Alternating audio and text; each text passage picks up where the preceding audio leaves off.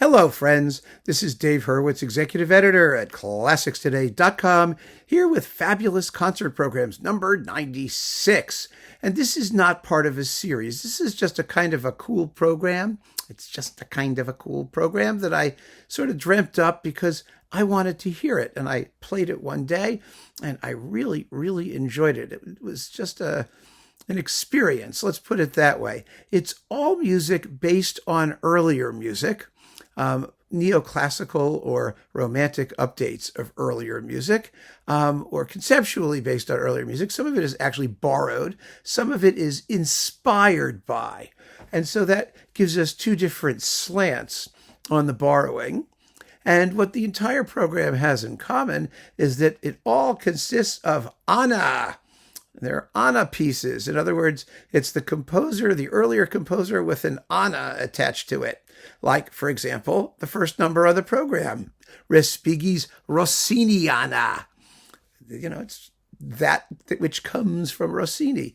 Now, when Respighi did his ballet La Boutique Fantasque, which is also based on Rossini, he took some of his sins of old age, péchés de vieillesse, and he arranged them in ballet form. Well, he mined the same field here, only this is just a four-movement concert work, but it's just as lovely, and it's wonderful, and it's been choreographed as La Boutique Fantasque has been choreographed, but it just doesn't get much play because everyone wants to listen to La Boutique Fantasque. And so, what's the point in hearing Rossiniana? Well, if you listen to it, you will find out what the point is. It's just a marvelous concert suite that makes a terrific sort of first thing on the program. It's just light and delicious, and it's absolutely marvelous. So after Rossiniana, we do another Italian, Casella, and in this case, his Scarlattiana, based on Scarlatti sonatas. But the wonderful thing about Scarlattiana is that it's basically a piano concerto. So we have like the symphonic opener, then the concerto. So we can follow the outline of like the standard concert, order of events. Scarlattiana doesn't get played like so many of these concertante works that are not concertos because, well, it's not a concerto. And the piano doesn't get tons and tons of, particularly soloistic exposure. It participates with the orchestra, but oh my goodness, what a fabulous score it is. Brilliantly put together and lively, and like the Rossini, effervescent, although the Rossiniana is a little darker than La Boutique Fantasque. So there's mood here. There's atmosphere, there's color, there's range of expressivity. And so that's the first half. You got your two Italians, doing the two Italians.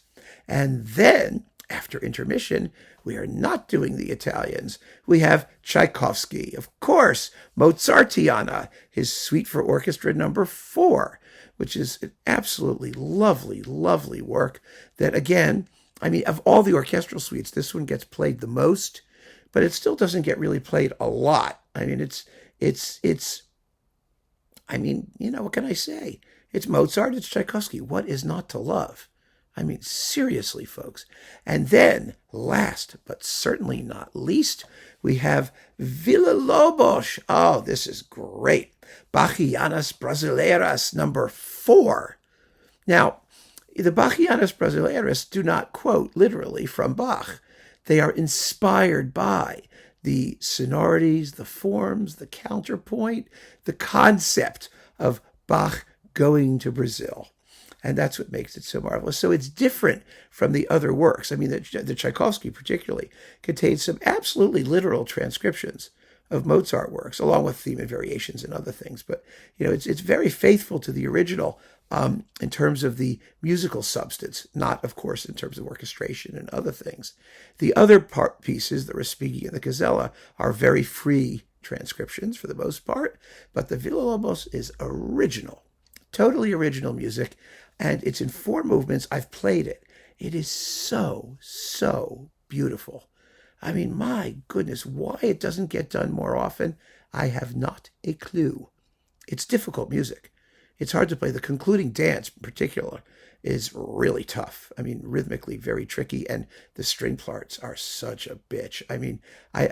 Our cello section. Villa Lobos was a cellist, and his cello writing was just ridiculous. I mean, it was so ungrateful. Like all composers, great composers who are string players, they write miserably difficult parts for their compatriots in the string section. But if you have not heard number 4, definitely give it a listen. The famous ones are number 5, with soprano and cellos, and number 2, which has the little choo-choo train in the last movement. But 4 is just as good. I mean, they're all really good. But what a great conclusion to the concert it makes, particularly because it has a big splashy tam-tam whack at the end. It's always a great way to end a concert, is it not? So here we have it. 4 programs of Annas, of composer Annas.